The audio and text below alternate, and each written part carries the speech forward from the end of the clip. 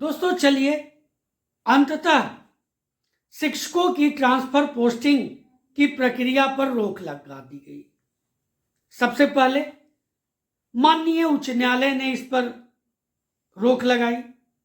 अभी सारा ब्यौरा आएगा, उसके बाद और सभी बातें क्लियर हो जाएगी। और उसके उपरांत दोस्तों माननीय शिक्षा मंत्री ने प्रेस कॉन्फ्रेंस बुला करके इस पर रोक लगा दी। इन सभी से आप अनभिज्ञ नहीं होंगे।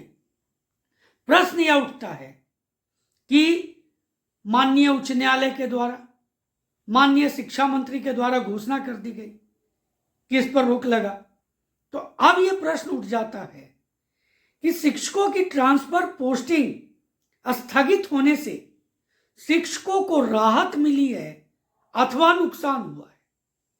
बड़ा सवाल है और इन दोनों पर मैं आपके साथ चर्चा करूंगा कि कितना राहत मिला है और कितना नुकसान हुआ है।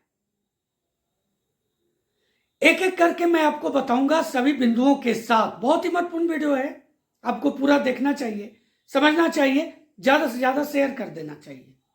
चैनल पर नए हैं या अभी तक चैनल को सब्सक्राइब नहीं किया है तो जल्दी से चैनल को सब्सक्राइब कर लें। दोस्तों वीडियो अच्छा लगे तो लाइक करना बिल्कुल भी ना भूलें। चलिए पहले राहत की बात कर लेते हैं, क्या क्या राहत मिला। दूसरे अनुमंडल का जो विकल्प मिल रहा था पुरुष शिक्षकों को खास करके, बाकी महिला शिक्षकों, असाध्य रोग से ग्रसित जो शिक्षक थे उनको कहीं ना कहीं राहत थी। पंचायत का विकल्प था जो उसमें भी बहुत से संशोधन कर दिए गए थे।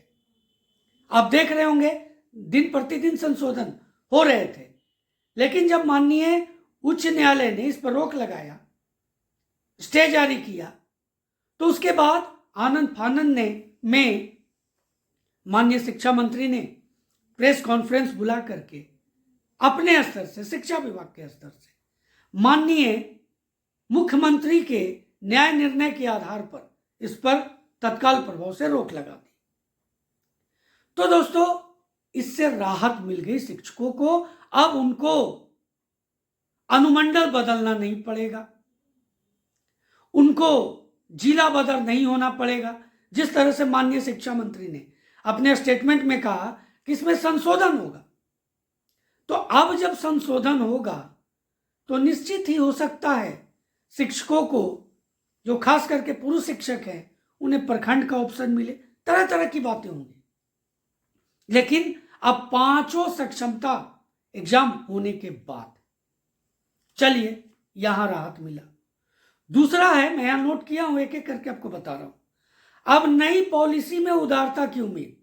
एक तो मैंने आपके बीच में रखा कि अब उन्होंने जैसा कि बताया कि उसमें जहां संशोधन की जरूरत होगी, संगठनों की, शिक्षक संगठनों की जो मांग है उस पर विचार किया जाएगा और उसमें संशोधन किया जाएगा। तो एक ये राहत भरी खबर है। उसके बाद सबसे बड़ी बात देखिए कि ज्वाइनिंग लेटर मिलने के बाद अब शिक्षकों को अपने विद्यालय में ही ज्वाइनिंग होगा। अब यहां पर अभी फिलहाल मैं आपको बता दूं, अभी राहत की बात कर रहा हूं, इसमें भी क्या पेच है ये भी मैं आपके बीच में रखूंगा। तो अभी उनको कहीं दूसरे जगह नहीं जाना है, ज्वाइनिंग लेटर लेना है और सीधे विद्यालय में आ जाना है। अब देखिए, अब मैं आपको आगे बताता हूं जो राहत भरी खबर है, मैं उसके ऊपर बात कर रहा हूं। पेच कहां कहां है इस पर, तो जो नुकसान होगा उसमें मैं आपको बताऊंगा। अब देखिए सबसे जो महत्वपूर्ण जो राहत मिला, जैसा कि आप जान रहे हैं कि क्लियर था कि जनवरी के फर्स्ट वीक में सबकी पोस्टिंग कर दी जाएगी। तो एक शिक्षकों के अंदर डर था कि उनका इंक्रीमेंट मारा जा रहा है, वो डर अब दूर हो गया।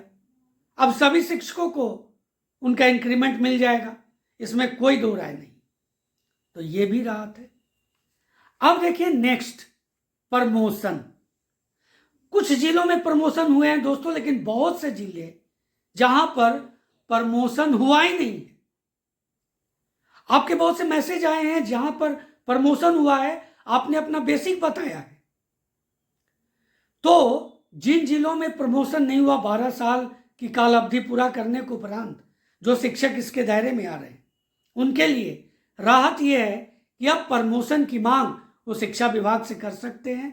वहाँ वो पूरी तरह से अपनी बातों को अपना आवेदन दे सकते हैं और प्राप्त कर सकते हैं। तो ये एक बहुत बड़ी राहत की खबर है। उनका बेसिक बढ़ जाएगा और उसी बेसिक पर तो आपको जाना है आगे, क्योंकि सबसे बड़ी बात है कि वेतन संरक्षण का लाभ है। अब देखिए, सेवा निरंतरता के लिए लड़ाई लड़ने का समय मिल गया है। यह बड़ा लाभ है, क्योंकि अभी तक सेवा निरंतरता का लाभ नहीं मिला। अब चूंकि आप अपने विद्यालय में हैं तो आपको समय मिल गया है। मैं ऐसा क्यों कह रहा हूं, ये जब मैं आगे की बात करूंगा तो क्लियर हो जाएगा। अब आते हैं नुकसान पर। सबसे बड़ा जो मैं बात यहां पर नुकसान की कर रहा हूं, वो फिलहाल राज्यकर्मी का दर्जा मिलने से आप वंचित हो सकते हैं। वो समझिए कैसे। अभी आपको ज्वाइनिंग लेटर लेना है और उसके बाद आपको अपने विद्यालय में ज्वाइन करना है। अब आप पीछे जाइए TRE 1 TRE 2 में। जो भी नियोजित शिक्षक भी थे, बहुत से नियोजित शिक्षक TRE 1 TRE 2 में चयनित हुए। उन्हें क्या था, ज्वाइनिंग लेटर मिला और शुरुआत में उन्हें अपने विद्यालय में योगदान करने के लिए कहा गया। ये लेटर जो है दोस्तों, ज्वाइनिंग लेटर, ये औपबंधिक नियुक्ति पत्र है, प्रोविजनल अपॉइंटमेंट लेटर है। ये अपॉइंटमेंट लेटर कंप्लीटली नहीं है।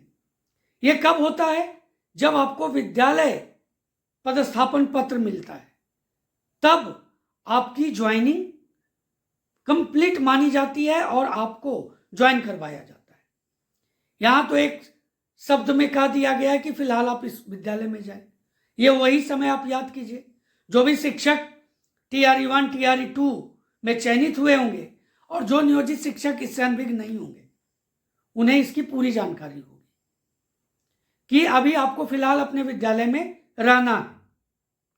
और उसके उपरांत जब ज्वाइनिंग लेटर मिल जाएगा तो सबसे बड़ी बात समझिए, कहना तो नहीं चाहिए, ना आप नियोजित शिक्षक रहेंगे और ना ही आप विशिष्ट शिक्षक हैं। आप बीच मझधार में लटक रहे। तो इस स्थिति में राज्यकर्मी का दर्जा नहीं मिलने जा रहा है। यह मत समझिए, बहुत से शिक्षकों ने मुझे फोन किया, उन्होंने कहा कि जब अपने विद्यालय में ज्वाइन करना है तो राज्यकर्मी हो गए। अब आप जरा बताइए कि 7 जिलों को नियुक्ति पत्र नहीं मिलने जा रहा है, उनका क्या होगा? वो आपसे जूनियर हो जाएंगे? नहीं, यह सिस्टम है। आपको अभी वहां फिलहाल रोक दिया जाएगा और जब तक आपको विद्यालय पदस्थापन पत्र नहीं मिलता तब तक आप राजकर्मी नहीं बन रहे। अगर सरकार इसकी घोषणा कर देती है, मैं गलत साबित हो जाऊं, तो मुझसे ज्यादा खुश कोई नहीं होगा। मैं आपके लिए बहुत खुश हो जाऊंगा कि चलो, नए विद्यालय में जाने की जरूरत नहीं है, यहीं से राजकर्मी का दर्जा मिल गया। मैं गलत साबित हो जाऊं अपने इन बातों से, यह मैं कर रहा हूं। अब देखिए, कई नई पॉलिसी आएगी, कब नई पॉलिसी आएगी इसकी कोई सीमा नहीं है। अब जरा सोचिए, वो माननीय शिक्षा मंत्री का स्टेटमेंट, 5 सक्षमता परीक्षा हो जाएगी तब इस पर विचार किया जाएगा। अब आप जरा सोच लीजिए, दूसरी सक्षमता परीक्षा का रिजल्ट आ गया, अब इसकी कब काउंसलिंग होगी, कब आगे की बात होगी, ये छोड़ दीजिए, पोस्टिंग तो रहने से रहा बात।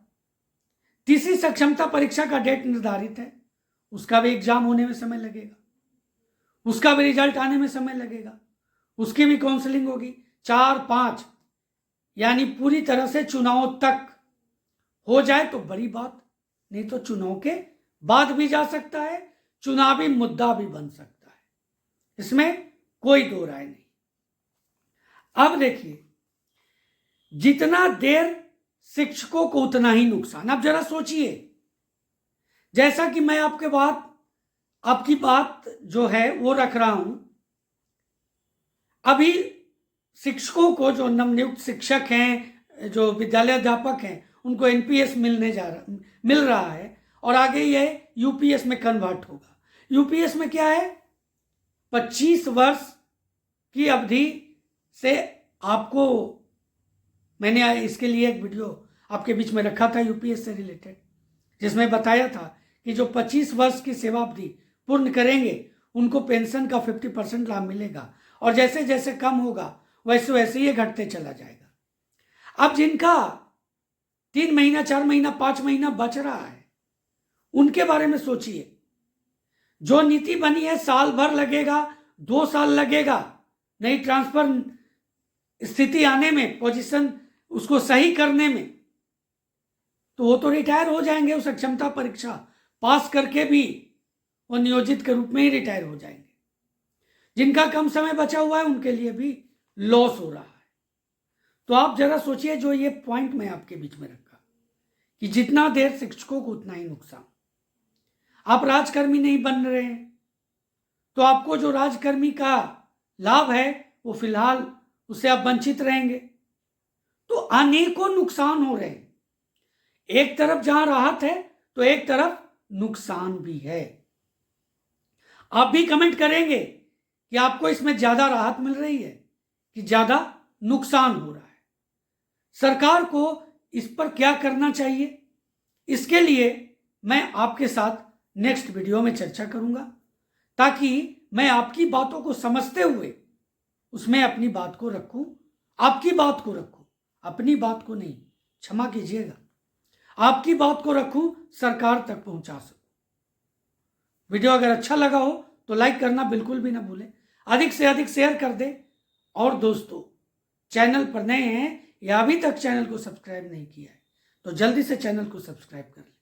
तो मिलते हैं अगले वीडियो में, तब तक के लिए जय हिंद।